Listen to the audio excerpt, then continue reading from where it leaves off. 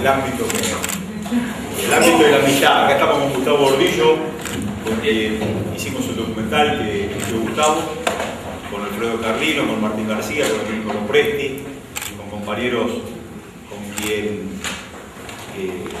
nos dio en ese tiempo la necesidad de poder expresarnos.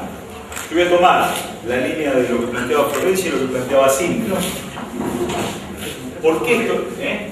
No, ¿se escucha? Sí. Bueno,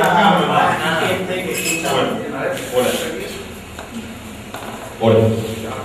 Entonces, ¿por qué hicimos estos trabajos?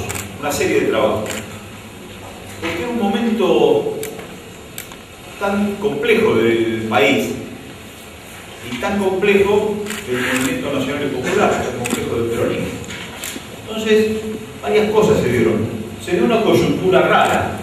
Un grupo de compañeros militantes que habíamos empezado la facultad en los años 83, todavía en dictadura, que nos juntamos con otros compañeros que venían de antes, el Tato Contiza, el Ruso Zula, el Gachicopán, el Loco Juvelino, Negro Padilla, compañeros del peronismo. El Beto no estaba en la universidad, pero trabajaba en la reflexión, en los bares con nosotros. Entonces, nosotros éramos peronistas, recuperamos la democracia, el país la recupera, y el alfonsinismo. Hola, compañera. El alfonsinismo planteaba una serie de valores culturales donde nos despreciaban. Profundo desprecio por lo que culturalmente nosotros expresábamos. El pueblo, los peronistas expresaban. Un vaciamiento de nuestros intelectuales, un ocultamiento de nuestros intelectuales, por otra parte. Entonces, resistiendo a ese desprecio, es donde nosotros nos fortalecimos culturalmente, porque decíamos, ¿con qué nos van a correr? ¿Con qué nos van a correr? Y nosotros tenemos a Diciembre, a Marechal, a Homero Mansi, a Fubirosa, a Fernández Arregui, a Rodolfo Bols, a Castro Castillo. ¿Qué nos van a correr? ¿Con quién? ¿No quieren? ¿Con Aguinis? ¿No quieren?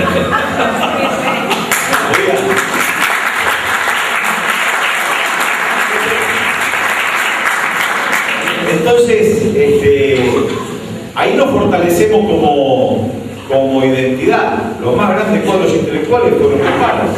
Y los que no fueron del Palo son reconocidos por nosotros. ¿Cómo nosotros no vamos a reconocer a Raúl González Tuñón?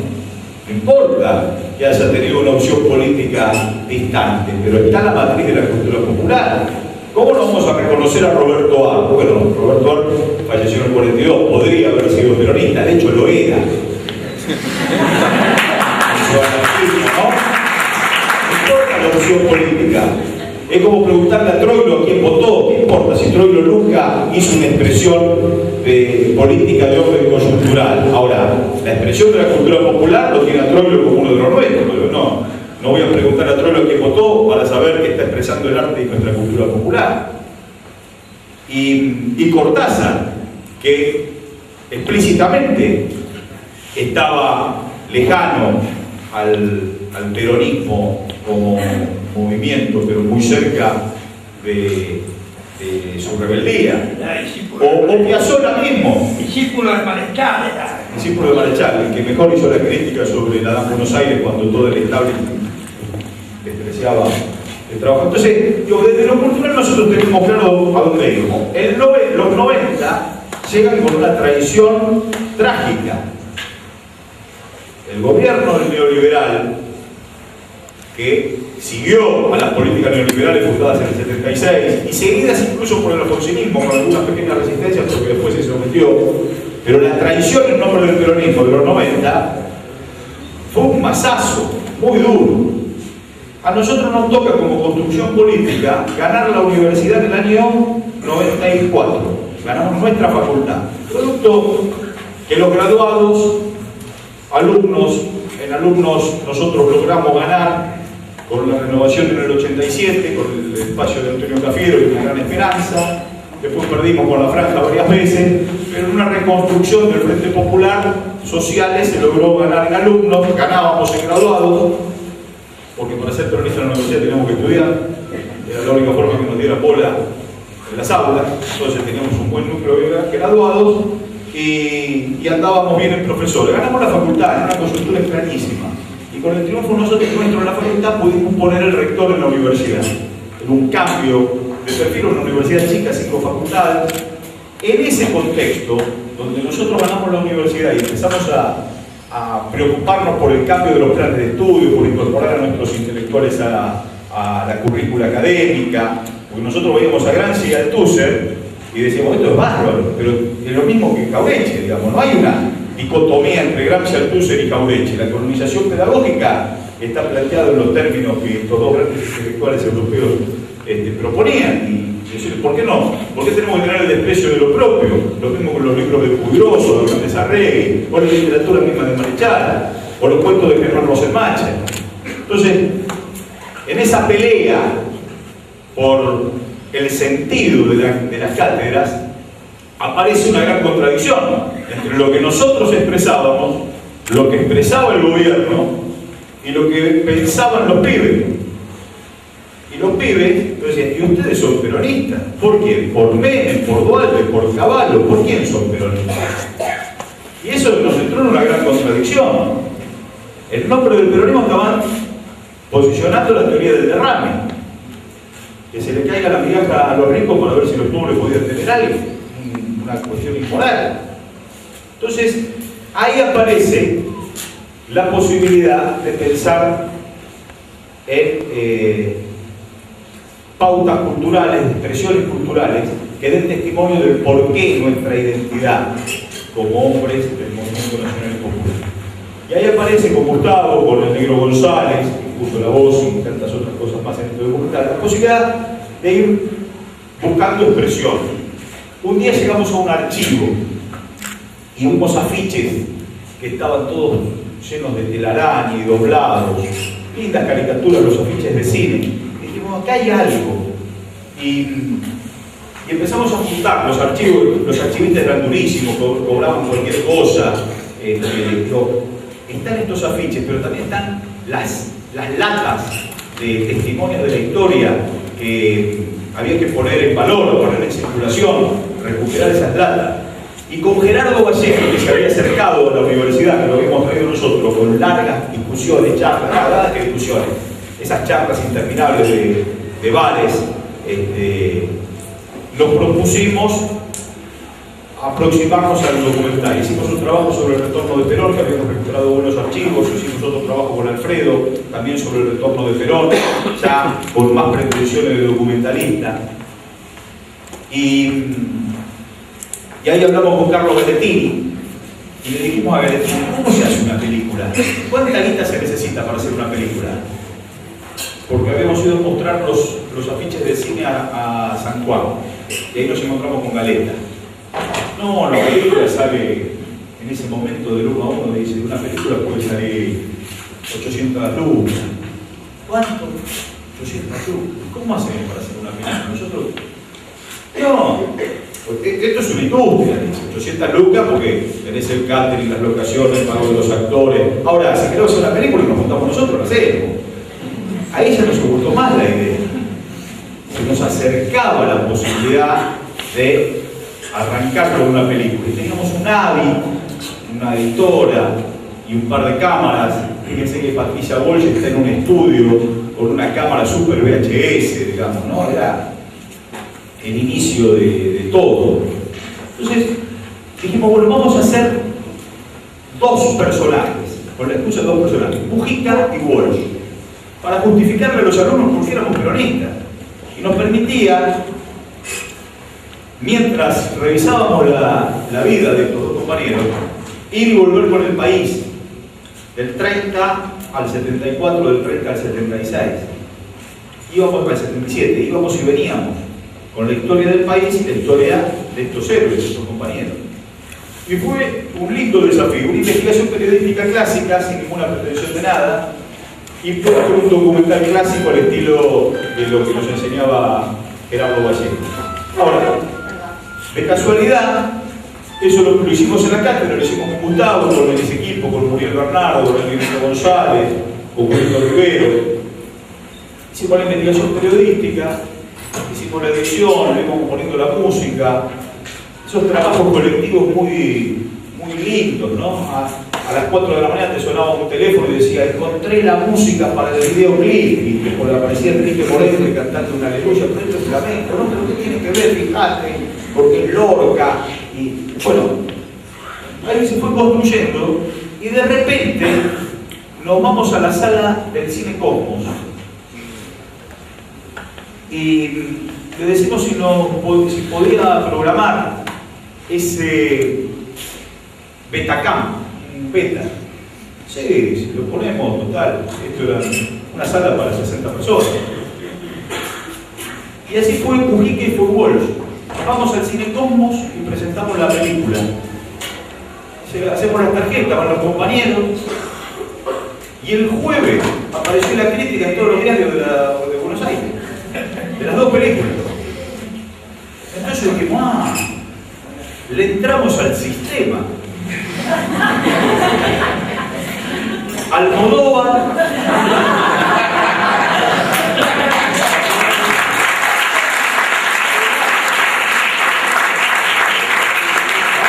Se estrenó la película de Almodóvar, tenía 36 copias en los cines de Buenos Aires, y nosotros con un Betacam en una sala teníamos el mismo espacio y una estrellita más que Almodóvar. Digo, esto es, digamos, este sistema impenetrable, imposible de superar, tiene grietas, le podemos entrar. No solo que le entramos, no solo que tuvimos una estrellita más que las películas de Almodóvar, sino que nos ganamos los 2 Cóndor de Plata, del 99 y del 2000, con Walsh y con Mujica. Entonces, yo recuerdo que un día vino Alfredo Carlino a la radio trucha que teníamos, y tenía crónica el viernes, y dice, querido, estamos nerviados para el Pre-Capó. Nosotros no podemos creer. Habían salido las ternas, y vamos con Gordillo, los muchachos de ganadores, decían, no vamos a ganar. Porque lo gana Walsh y lo gana Mujica, no lo ganamos nosotros. No podíamos ser tan sonsos de pensar que éramos nosotros. Era la historia. No ganaron ustedes. Bueno. Yo y Pequi van a ganar. Entonces, es de ahí donde surge la reflexión de esos trabajos que después fueron al teatro, después hicimos Discípulo de la Esperanza del Poeta, también con la excusa de presentarlo en España, y con Lorca en Buenos Aires, otro documental muy lindo. Después hicimos otro trabajo de teatro, Fuelle Historia por Bandoneón. Nos hacemos cargo de lo que pensaba Alfred Arnold cuando creó el bandoneón, que era un instrumento para reemplazar al órgano en campos de batalla y hacer misas, y terminó en todos los pirulos de Buenos Aires, de Montevideo, de Rosario. Entonces, todo ese tránsito del instrumento sacro al instrumento arrabalero fue toda una, digamos, nos hacemos cargo de esa contradicción entre el alemán que cuando va a París y escucha a Pedro Mafia y a Firpo tocar una melodía, está viendo que ese instrumento estaba contando sus penas, su angustia de amor. Entonces, como que va perdiendo el acento alemán y empieza a hacerse rioplatense. Y como con la muerte de Gardel, en el último suspiro, le dice, ahora canta vos, y se va la voz de Gardel y empieza el fuelle, cosa que fue más o menos así en los tiempos históricos del bandoneón, cuando muere Gardel. Pero bueno, fueron todos testimonios artísticos, y ahí es donde aparece el concepto que nosotros empezamos a revisar, que ya no es la historia la escriben los que ganan, sino la historia la ganan los que escriben. Tenemos que dar testimonio de nuestra expresión cultural en el abanico de formatos, y no solamente quedarnos con uno. Entonces nosotros damos un testimonio, se tira como una botella al mar. ¿Cómo funcionó? Bueno, funcionó muy bien, porque después lo pone en palabras el Pepe Mujica, y a mí me gusta tomarlo, cada vez que puedo lo refresco. El Pepe Mujica plantea, la historia no es una acumulación de recuerdos que están en un archivo como si fuera una computadora, sino que la historia se activa desde el presente, en búsqueda de la memoria. La memoria se opera desde el hoy.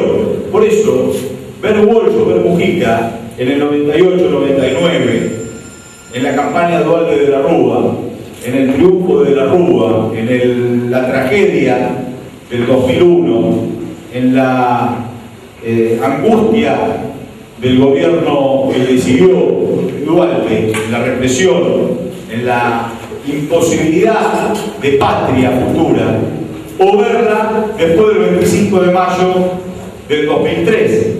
¿Cómo va?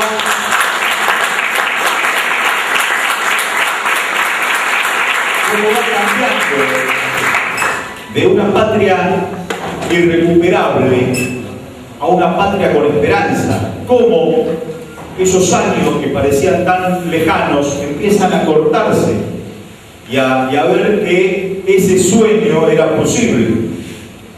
Y era también impensado advertirlo en días antes, meses antes de la posibilidad que tuvo nuestra patria con la llegada de Néstor. Entonces hoy está más vigente que nunca, esos sueños están más vigentes que nunca. Entonces, es una patria que nos da sorpresas en materia de la recuperación de los valores, de la lucha, de la construcción política. Creo que hacía falta la llegada de Néstor para certificar que todo lo que nosotros pensábamos era cierto, que los pueblos no detienen nunca su marcha, su búsqueda por la justicia social, por la equidad y por su lugar en el planeta y por una patria para todos, aunque del 55 al 2003 pareció una eternidad y pareció que nos quedábamos con las ganas y que ya todo había sido victoria y que estábamos condenados a quedarnos en el 45 y que el Estado nunca más iba a tener rol y que el movimiento político popular de transformación iba a terminar acotado a un partidito de mierda de la partidocracia liberal. Entonces nos dio la certificación de la llegada de Néstor, que todo lo que nosotros pensábamos era posible. Y hoy, con el cambio cultural en marcha, con 10 años de proyecto nacional y popular en el marco de 30 años ininterrumpido de democracia, nos da la certeza de saber que hay movimiento nacional y popular por el resto de la vida de nuestra patria en el marco de la integración de América Latina. O sea, no hay posibilidad ni represión, ni muerte, ni desaparición, ni tortura, ni censura, ni bombardeo, ni fusilamiento, que pueda quitarnos la esperanza de la patria para todos.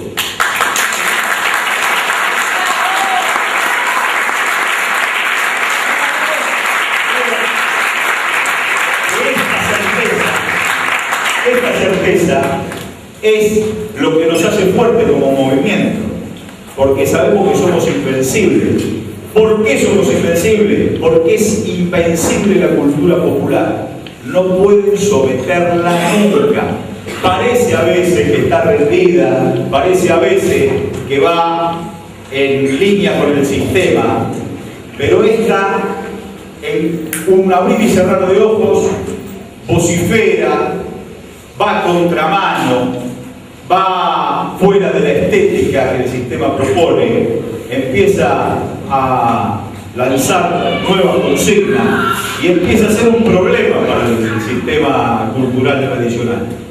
Entonces, queda claro que la cultura popular es invencible y que de esa cultura popular en la reconstrucción surge la idea política que se va encauzando en distintos formatos, pero sobre una misma línea de construcción política. Por eso lo planteaba David Viñas al final. Mariano Moreno, Dorrego, yo agrego Rosas, Ana Cruz, la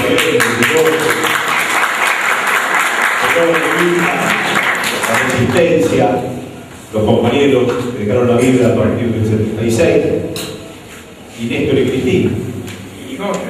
Y Irigoyen Alem también. Los resistentes. Digamos, entonces, son todos peronistas, son todos morenistas, son todos rosistas, son todos emergentes de la cultura popular. Cada uno va adquiriendo su formato, pero lo que hay es una línea de construcción histórica que es imposible de detener, y por eso cuando miramos el resto de la vida de la patria, vamos a ver emergentes de esa cultura popular, ¿cierto? en acción política, en valor política. Yo creo que estamos en un momento clave, como nunca el cambio cultural se hace evidente, como nunca el sistema está viendo con mucho temor que la transformación se está consolidando, y por eso apelan a todo lo que van apelando, al desprecio, a la descalificación, a la mentira, a la ridiculización. Eso es otro de los aspectos, ridiculizar para despreciar. Entonces, nosotros tenemos que estar cada vez más consolidados, porque lo mismo pasó antes, lo mismo pasó con Rosa. Hay que leer a José Marco o al primer Esteban Echeverría para darse cuenta de lo que decían del gobierno popular, del brigadier general. Hay que leer los diarios del 18 de octubre, la aluvión zoológico, el desprecio que tenían por las clases. Fotos de 20 personas. Fotos de 20 personas, claro. Entonces, hay que estar con el cuero duro sabiendo de lo que esta crítica va a ser terrible, pero hay que estar orgulloso que esa crítica siempre intenta la descalificación personal, porque no puede poner en palabras el objetivo de patria que ellos pretenden. Porque donde lo ponen en palabras rápidamente ya sabemos que pretenden volver a un pasado trágico de una Argentina para nadie, para 10 familias. Entonces, no hay discusión política. La oposición no esgrime argumentos alternativos a la agenda de la transformación del proyecto que conduce nuestro presidente Argentina. Entonces, ¿qué apelan a la descalificación? Bueno, nosotros, como militantes, lo que tenemos que tener es la certeza que esa descalificación tiene un solo objetivo, que es vaciarnos el ánimo, desmoralizarnos, hacernos perder el autoestima, y nosotros vamos a responder con el orgullo de pertenecer a un movimiento que no va a transitar un lecho de rosa, porque la pelea por la liberación de nuestra patria no es un lecho de rosa. Nadie prometió que esto van a ser unas vacaciones en Disneylandia, sino que va a ser una gran batalla. Estamos orgullosos de formar parte como pueblo de esta gran batalla y de tener la solidaridad con todos los compañeros que van siendo atacados sistemáticamente con la idea de querer romper el proyecto político. Bueno, señores, digan lo que digan, hagan lo que hagan, el proyecto político nació en 1810, o antes incluso, o antes, las invasiones inglesas, o antes, en la resistencia de la leyenda negra. El otro día con Gordillo, con quien tenemos una cátedra, que va él y yo a veces voy. Gordillo, que es un tipo ácido, un gran amigo, yo no lo quisiera tener nunca de profesor, pero nosotros nos peleamos mucho siempre, nos peleamos de verdad en las discusiones de la construcción política. Entonces Gordillo dice a los alumnos: ¿cuándo empezó la nación argentina? ¿Cuándo empezamos a ser una nación? Pero empezamos, ¿viste? Es difícil la pregunta. ¿Por qué? ¿Qué es una nación? ¿Cuál es el concepto de patria, el concepto de nación, el concepto de Estado? Entonces, igual a Gordillo no hay respuesta que le venga bien, todo lo que le diga va a decir: más, no, ustedes no saben nada, vayan a leer, estudien, algo. Pero fue lindo el ejercicio, entonces cada uno fue respondiendo que la nación empezó en 1810, que la nación empezó en 1806 con las invasiones inglesas, que la nación empezó en 1853 con la Revolución, que la nación comenzó en 1860 con la incorporación de Buenos Aires a la Confederación, y ahí que la nación empezó el 17 de octubre del 45. Entonces,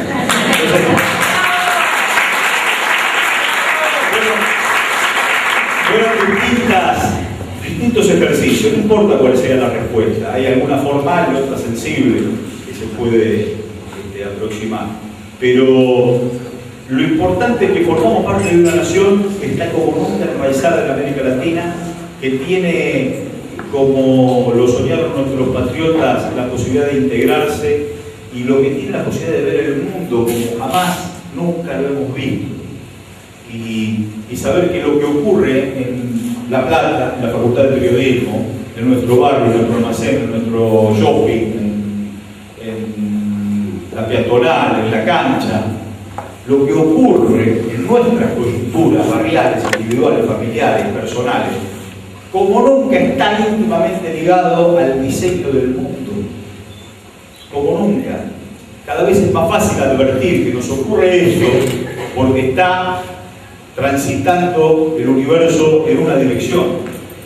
Jamás vamos a repetir el hijo, el doctor, como que la familia con un esfuerzo personal, individual, sectorial, logra instalar en la academia a un discípulo.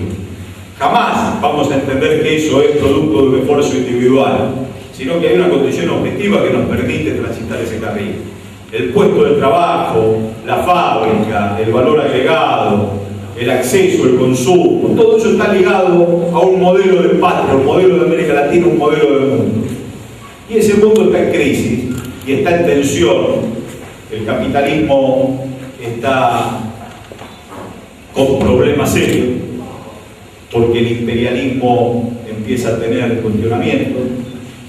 Nosotros no creemos, como creía Lenin, que el imperialismo es la expresión superior del capitalismo, sino que el capitalismo es intrínsecamente una condición que tiene la política imperial, y ese sistema capitalista está en crisis, y ese mundo unipolar, cuando cayó la Unión Soviética, que tenía eje en Estados Unidos, ya también tiene un problema muy serio. No terminó de morir, pero está resistiendo su último espacio de sometimiento, y están apareciendo pueblos alternativos en donde América Latina tiene un problema importantísimo. En ese pueblo alternativo, el poder hegemónico, aparece la posibilidad de industrializarnos, de formarnos, de aportar valor agregado, de integrarnos fuera del esquema financiero internacional, de poder integrarnos con los países que tienen energía y que necesitan metalmecánica, y nosotros recibimos esa energía y le vamos a dar esos productos de construcción regional o nacional. Y ahí es donde empieza otro mundo, un mundo con inclusión, que es el mundo que soñó ya en fines de la década del 30 el general Perón. Y eso es maravilloso, que haya tenido el viejo general, haya tenido la posibilidad de pensar una tercera posición, un mundo donde haya equidad, una filosofía. Y esa filosofía es la que hoy está aplicando nuestro presidente y la que aplicó Néstor. Por eso digo que los movimientos populares tienen distintos emergentes, distintas estéticas, y hoy estamos transitando una de ellas, y es la que va a durar, porque aprendemos del pasado, porque no repetimos los errores del pasado, porque a la agresión que vamos recibiendo le respondemos con amor. Y repito, esa no es un amor de Claudio María Domínguez a las 12 de la noche dedicando sonceras. Es el amor de la responsabilidad en la defensa del proyecto nacional y popular, donde respondemos con la otra mejilla, porque no queremos el exabrupto de un episodio que le dé el pie al sistema en arrebatarnos las conquistas sociales que hemos conseguido del 45 hasta Pasto. ¡Viva Perón!